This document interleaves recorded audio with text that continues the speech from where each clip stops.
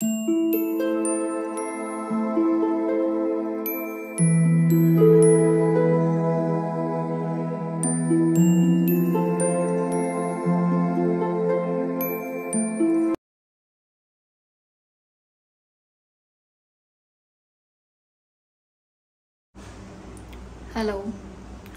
All of you, welcome back to my channel.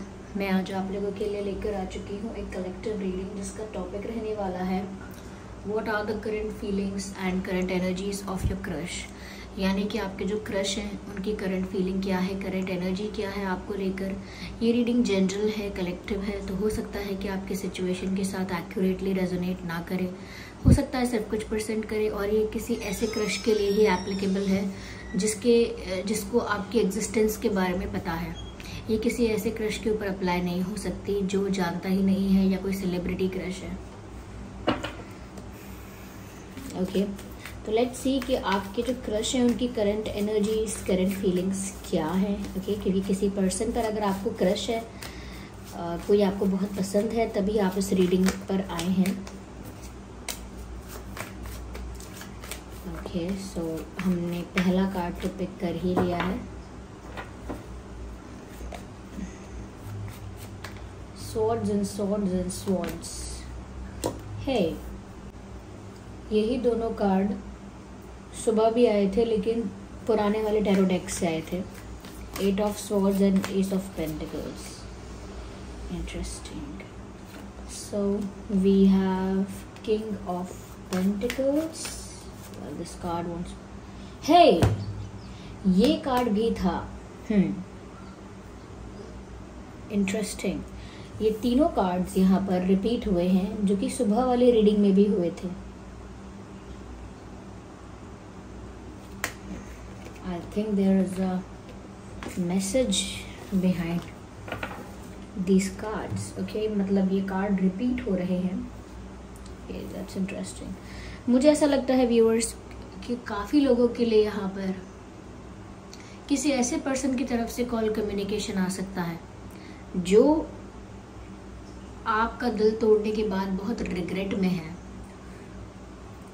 जो आपको दुख पहुंचाने के बाद, आपको हर्ट करने के बाद काफ़ी ज़्यादा गिल्टी फील कर रहा है, काफ़ी ज़्यादा रिग्रेट में है और काफ़ी दुखी है। रियलाइजेशन हो गया है और अपनी ही कहीं ना कहीं गिल्ट में वो स्टक है, अपनी गिल्ट से बाहर नहीं आ पा रहा है वो इंसान।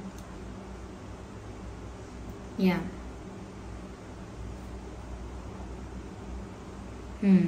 तो कोई ऐसा है जो अपने गिल्ट में स्टक हो गया है। वो इंसान बहुत ज़्यादा ओवर थिंकिंग भी कर रहा है जिसने आपका दिल तोड़ा, आई थिंक। और ये इंसान वापस आपकी लाइफ में आने वाला है, आपको कोई प्रपोजल लेकर आने वाला है, या आपको कुछ कन्फेस करेगा, अपोलोजाइज करेगा, प्रपोज भी करेगा या करेंगी, ऐसा हो सकता है।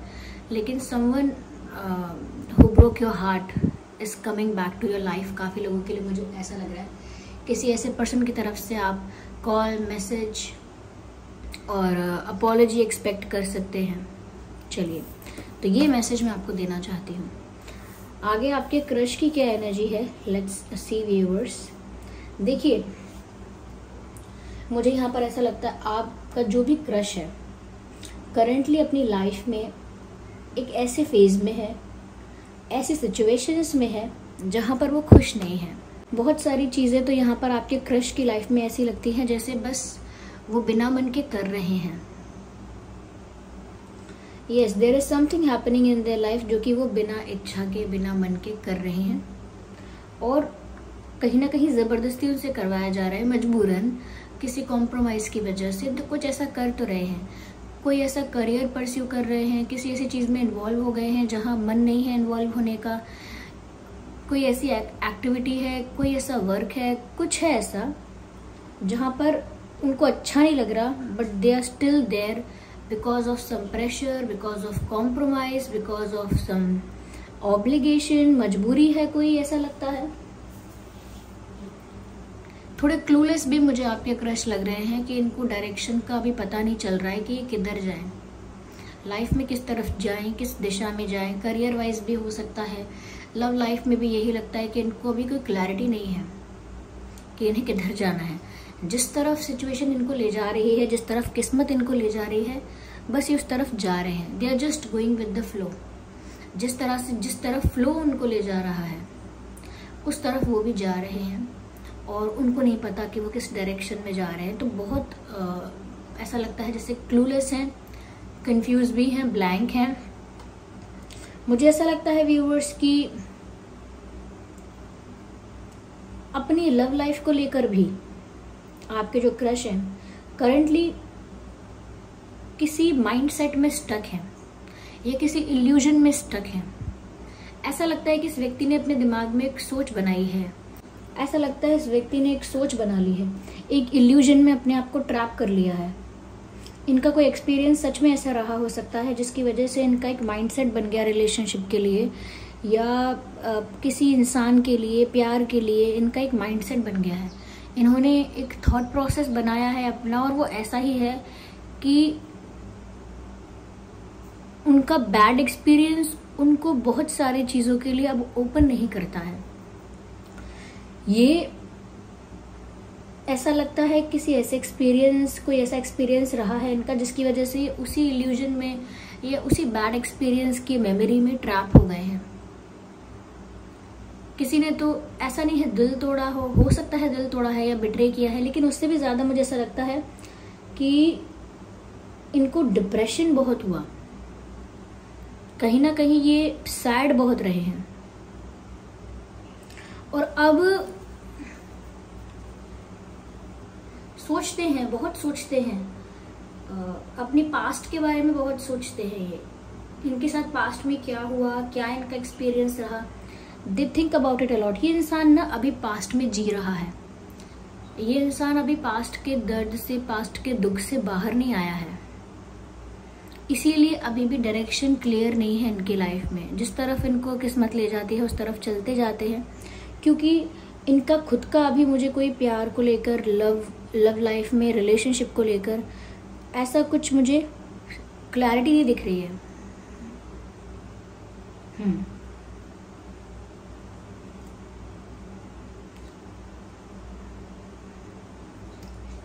मुझे ऐसा लगता है व्यूअर्स कि ये अपनी लाइफ में डायरेक्ट रोमांटिक लव से ज़्यादा सीरियसनेस अब चाहते हैं आगे, कि अब प्यार व्यार, रोमांस वगैरह, फ्लर्ट वगैरह अब ये सब नहीं करना है।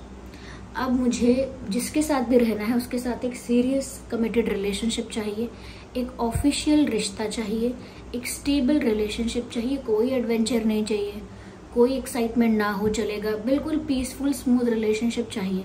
तो कहीं ना कहीं अब वो जिस तरह का रिश्ता एक्सपेक्ट करते हैं अपनी लाइफ में, उसमें ज़्यादा रोमांस, एक्साइटमेंट, अट्रैक्शन ये सब हो या ना हो, उनको ऐसा लगता है कि उसमें स्टेबिलिटी ज़्यादा होनी चाहिए। वो रिश्ता आसानी से टूटे ना, सब कुछ स्टेबल हो, पार्टनर भी इनका स्टेबल हो, और उसी को ये प्रपोज कर कहीं ना कहीं एक ऑफिशियल रिलेशनशिप में लेकर आना चाहते हैं।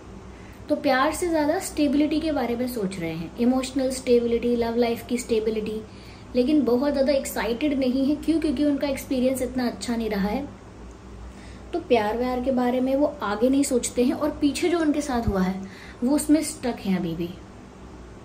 कोई ऐसी बैड मेमोरी है जो उनका पीछा नहीं छोड़ती है अभी भी। Something happened with this person. मुझे लगता है फाइनेंशियली स्टेबल हो सकते हैं या हो सकती हैं, मुझे लगता है फाइनेंशियली ये स्टेबल हो सकते हैं। मुझे ऐसा भी लग रहा है इनके घर में कोई पेट हो सकता है, जब ये पहले था कोई पेट, लेकिन कोई पेट हो सकता है, फाइनेंशियली स्टेबल हो सकते हैं, हो सकता है टीचर हैं, हो सकता है खुद पढ़ाई कर रहे हैं, हो सकता है कभी टीचिंग की है, हो सकता है यहाँ पर कि जैसे मेच्योर हैं, मेच्योर यानी लाइफ का एक्सपीरियंस इतना रहा है तो काफ़ी मेच्योरली बिहेव करते हैं, काफ़ी मेच्योरली सिचुएशंस को डील करते हैं, और इनकी मेच्योरिटी में ये ऐसा भी सोचते हैं कि अब इनको वो क्यूट और रोमांटिक और अट्रैक्शन वाला प्यार अब नहीं चाहिए, इनको अब चाहिए कि शादी हो जाए, किसी के साथ स्टेबल रहें, कोई ऐसा हो जिसका विश्वास कर सके, ज़्यादा एडवेंचर ना हो, लाइफ बहुत पीसफुल और स्मूथ हो। तो ऐसा सोच रहे हैं। क्यों? क्योंकि इनका एक्सपीरियंस बेकार है। आगे हम देखते हैं और अभी किस तरफ लाइफ जा रही है, लाइक लव लाइफ अभी किस डायरेक्शन में जा रही है उसकी क्लैरिटी नहीं है। ये इंसान व्यूअर्स पास्ट के किसी इंसिडेंट में स्टक है।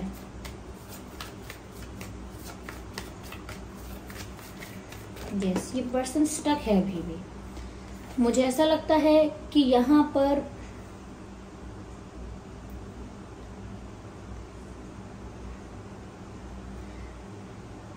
किसी सिचुएशन से बहुत दूर निकल आए हैं, लेकिन वो सिचुएशन इनके दिमाग से बाहर नहीं आई। जैसे आप किसी सिचुएशन को छोड़कर आगे आ जाएं, अपने रास्ते बदल दें, फ्री हो जाएं, अपने आप को फ्री करें किसी सिचुएशन से, लेकिन फिर भी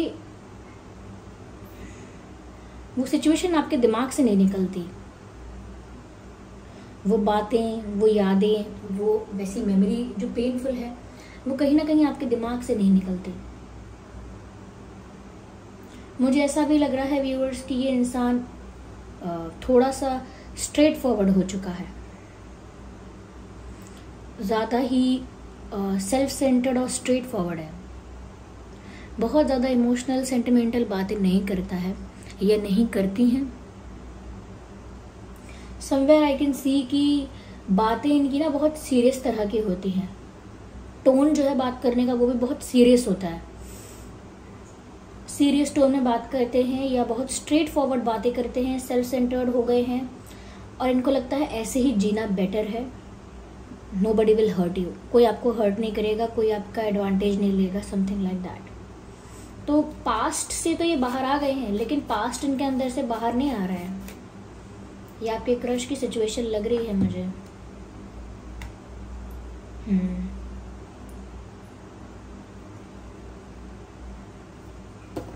Let me clarify it more.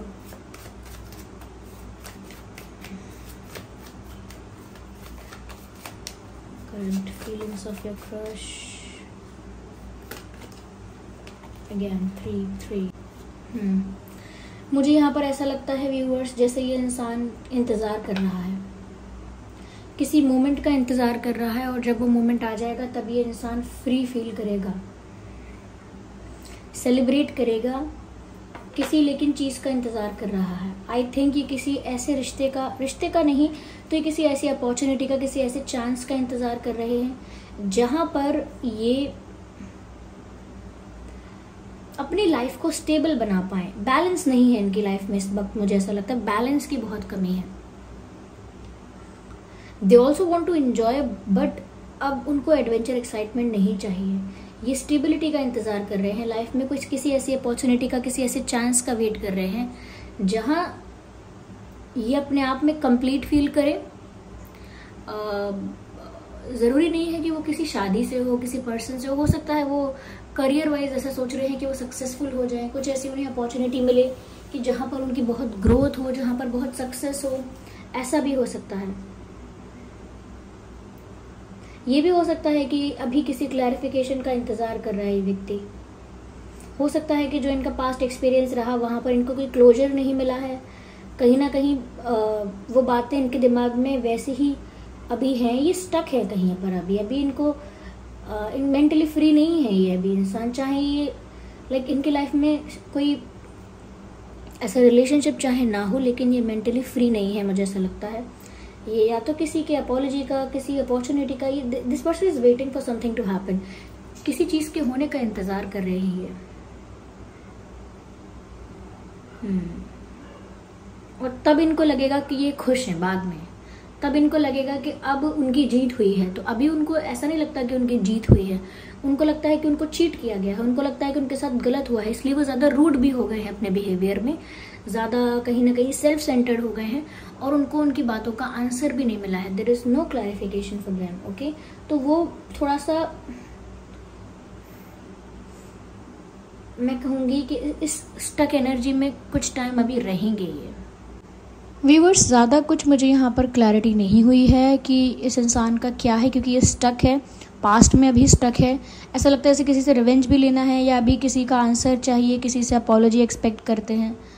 Physically free हो चुके हैं लेकिन मेंटली फ्री नहीं हुए हैं, लेकिन आगे जाकर सोचते हैं कि सिर्फ एक स्टेबल रिश्ता चाहेंगे जब भी चाहेंगे। तो ये इंसान अभी मुझे ऐसा लग रहा है गो विद द फ्लो कर रहे हैं, यानी कि वही फॉलो कर रहे हैं, जिस तरफ उनको किस्मत ले जा रही है उस तरफ जा रहे हैं। ज़्यादा कुछ अभी प्लान नहीं है, अभी दिमाग अटका हुआ है पास्ट में। ये आपके क्रश की सिचुएशन है।